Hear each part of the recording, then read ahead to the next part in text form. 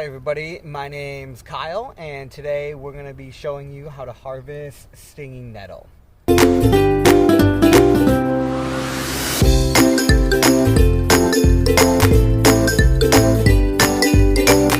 Stinging nettle is one of my favorite plants. It's super abundant, it's very nutritious. You can find it all across the northern half of North America and all over Europe. Right, so the first thing we want to do is we want to identify it. So it's really easily identifiable. If you come in close here, you will see that similar to the big leaf maple, it has opposite branching, right? Meaning that each of these branches are coming out of the same node. And you'll also notice these fine little hairs on there, and the leaves are also very distinct. They have a jagged or toothed edge around them, and they are whole leaf structures. The other really easy way to identify stinging nettle is it doesn't grow by itself. So if you look around me here, you will see we are in a bit of a field of nettle. We have all the new growth coming up, and we also have lots of last year's stalks.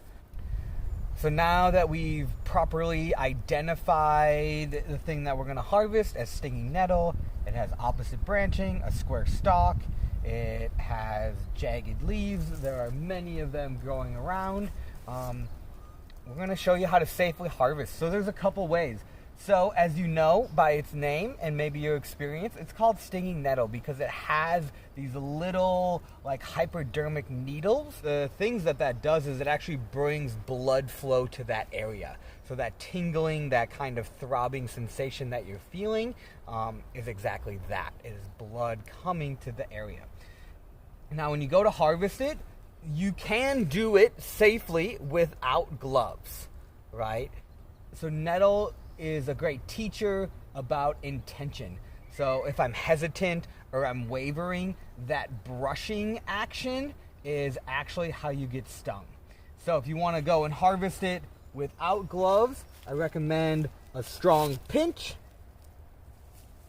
and grab with the other hand if you have a glove on, and you can pop it off, right? So you can see all those little hairs waiting to inject me, but I haven't got stung yet, and I'm gonna pop that one in my bag.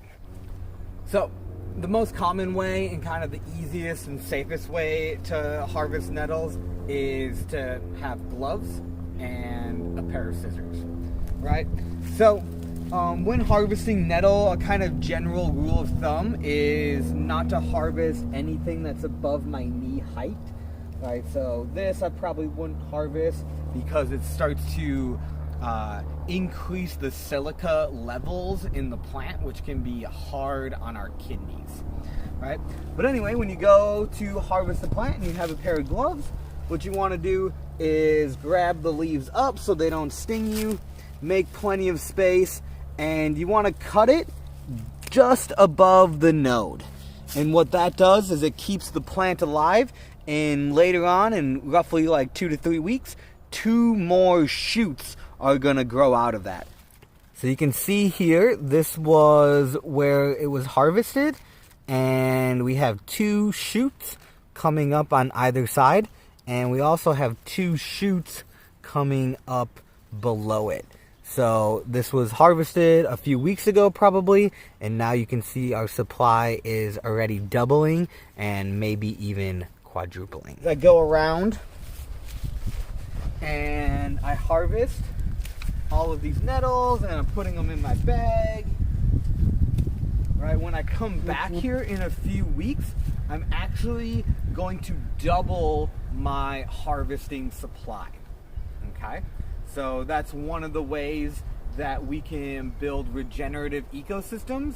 Is, you know, we're not ripping out whole plants, we're keeping the plant alive, and by cutting it or topping it, it actually encourages or stimulates more growth. So you can see, again, in any harvesting principle, you can think about 1 in 9, but as you can see, there are a lot of nettles around me, and I could very easily over harvest them, or even worse, harvest more than I'm actually going to use. So whenever you're out there harvesting, make sure you have a plan in mind about how you're going to use these nettles, right? We don't want anything that we harvest to go to waste. And I know, if you're into composting, nothing ever really goes to waste, but we want to be mindful of the things that we're harvesting, and have a plan, and we can always come back.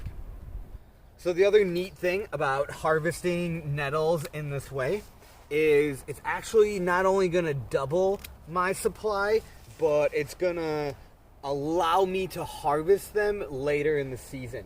So you can see these older stalks here, right? This is nettle that wasn't harvested and it grew nice and tall, and that's great for cordage.